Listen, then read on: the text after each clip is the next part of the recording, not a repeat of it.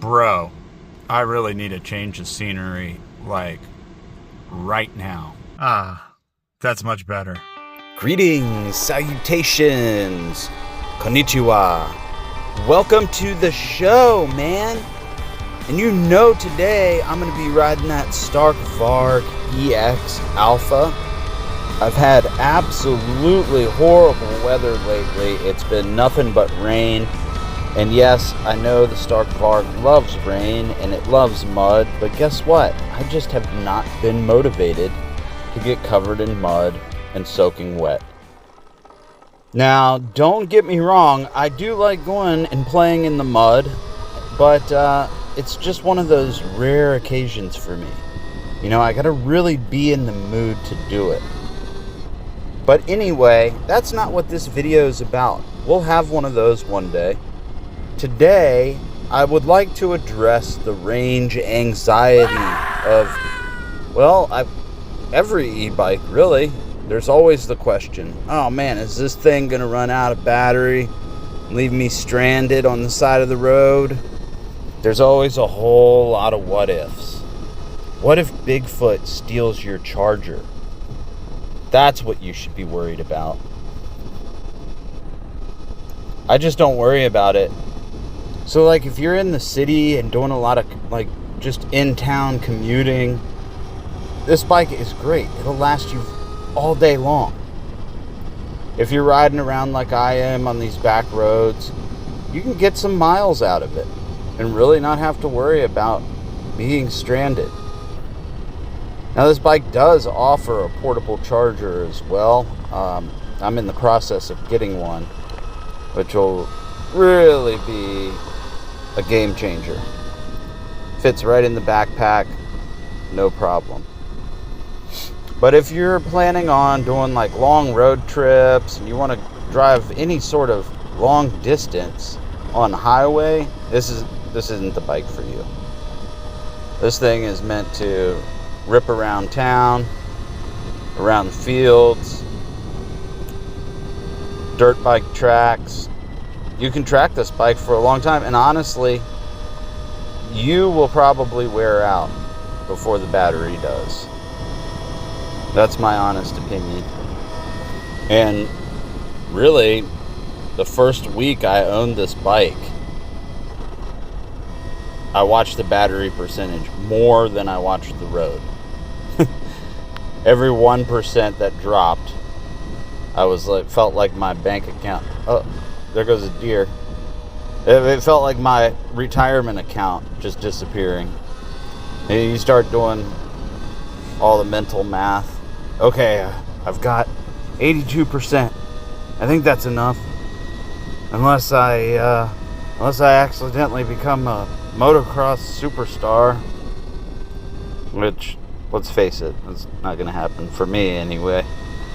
But after spending time with the bike, you realize that it's not trying to ruin your day. It's just, the battery's just giving you information. And I stay on these back roads. I really don't go on the highway because of all the crazy people, bro. Like, I don't want to get fucking run over. And even though I'm in the country, there are still some whacked out drivers around here. Like, I don't know where they got their license from. I don't know what kind of driving courses they took. But let me tell you something, dog. They are endangering people's lives. And you have to keep your head on a swivel. No matter where you are, I guess, really. Because it's definitely quiet. It doesn't sound like a 4-stroke. It doesn't sound like a Harley. You really do got to be careful. So I stay on these back roads. And I can get to most places that that I travel on these back roads in a lower horsepower, going anywhere between 25 and 45 miles an hour. And I love it. Now, I do get out on the highway occasionally to do my little circle Like right now we're heading to the store. This is the back road to get to the store.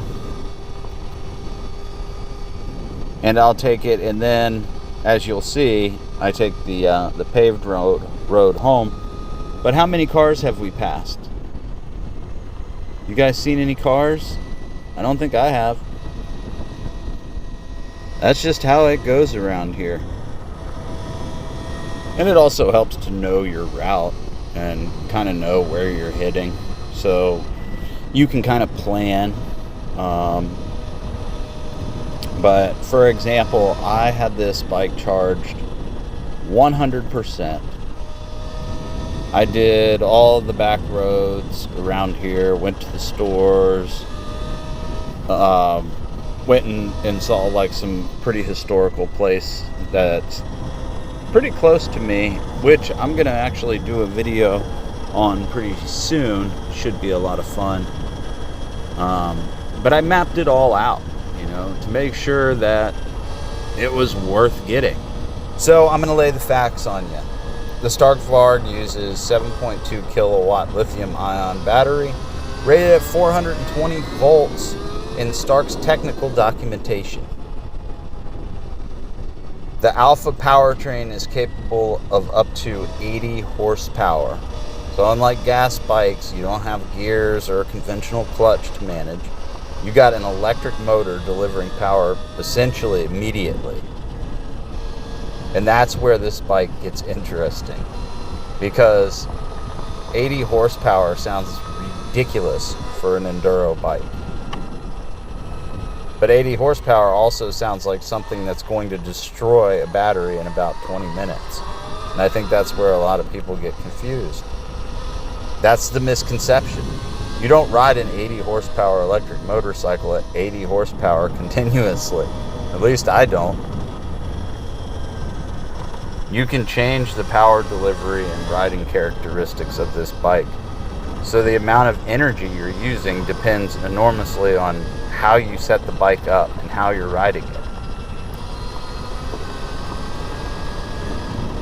And then, you know, with the range anxiety, because unlike a gasoline motorcycle where you can pull into a gas station and add another couple of gallons in a few minutes, battery range is something you have to kind of plan around. So check it out. We'll start with the numbers that Stark gives us. The EX is advertised with up to 6 hours of riding time. And I want to emphasize the words up to. 6 hours does not mean 6 hours of blasting around at maximum power. If you're riding technical trails at a moderate pace using sensible power, you're going to consume energy very differently from someone just ripping wide open terrain or highways in 80 horsepower. It's the same deal with gas. You know what I mean? If you have a heavy foot, your car drinks more gas. So a little bit of basic homeschool math that I did.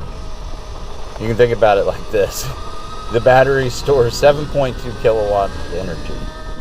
If you somehow average 7.2 kilowatts of electrical consumption continuously, theoretically you use the entire battery in 1 hour. But if your average consumption were roughly half that, you'd be looking at, I don't know, something approaching 2 hours. And if your average consumption were much lower, you could stretch that even further. How is that for homeschool education? Yes, sir. Poster boy right here. Oh, okay, so check it out. This is the highway I'm talking about. Oh, highway. Finally, something with lines on it. I gotta be careful out here. Let's just say there's a couple things that aren't quite legal.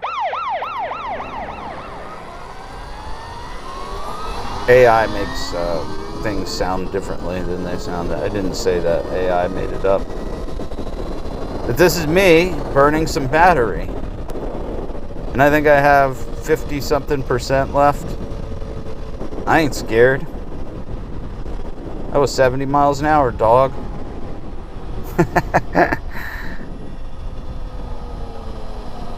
These guys in the store love this bike, man. Let them know I'm here. And you saw how long I was on the highway. That wasn't very long. So I'm going to jump in here, grab the things I need, come back and finish talking a little bit more about the range of this Stark Varg EX Alpha model. Now this is where I'm going to get into it. I'm off the gravel. We're on some paved road. So I'm going to open it up a little bit. I'm in 50 horsepower. I think that's my map 3.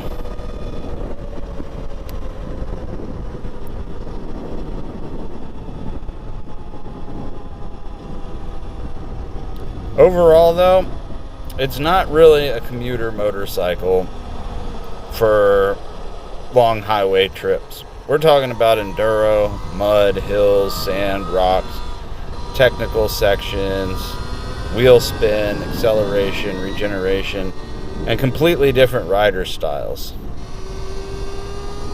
Two riders can take the same motorcycle onto the same trail and get dramatically different battery consumption. Open it up a little bit through here.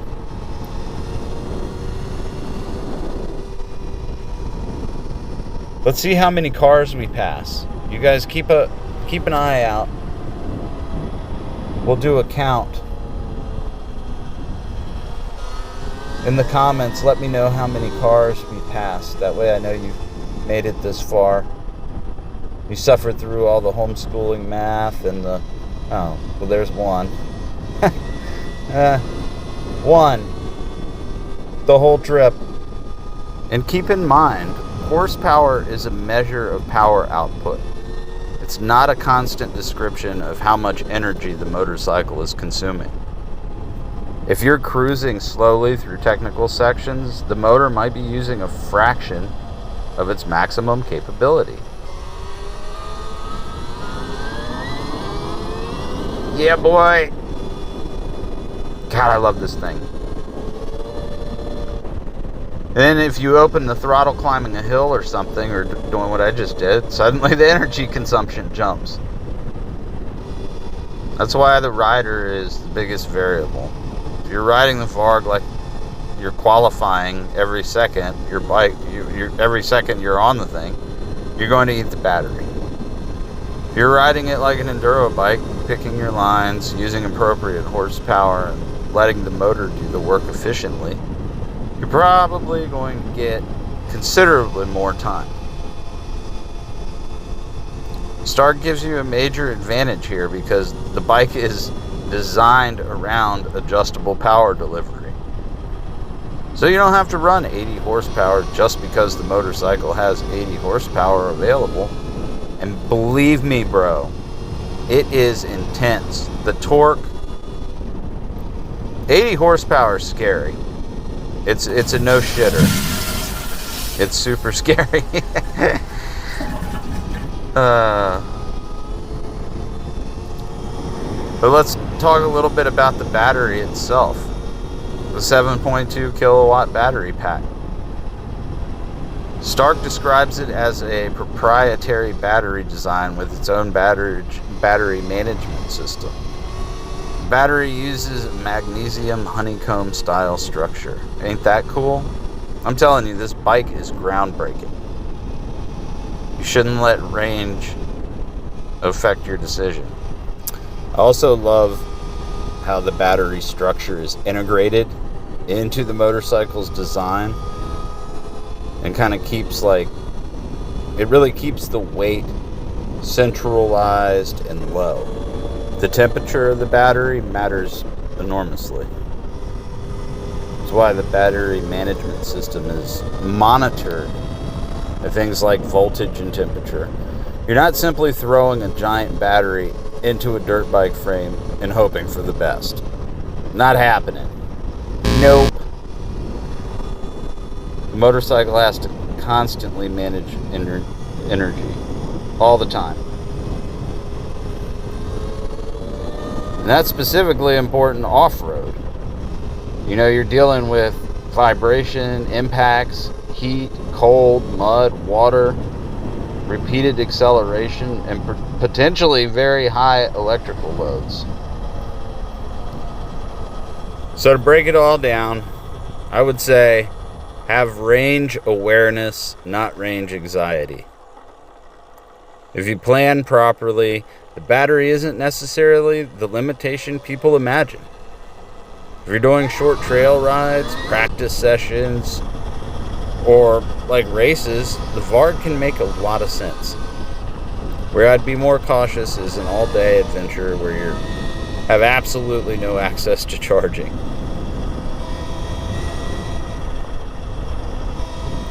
With the electric bike, your backup plan needs to involve electricity. That's hands down rule number one.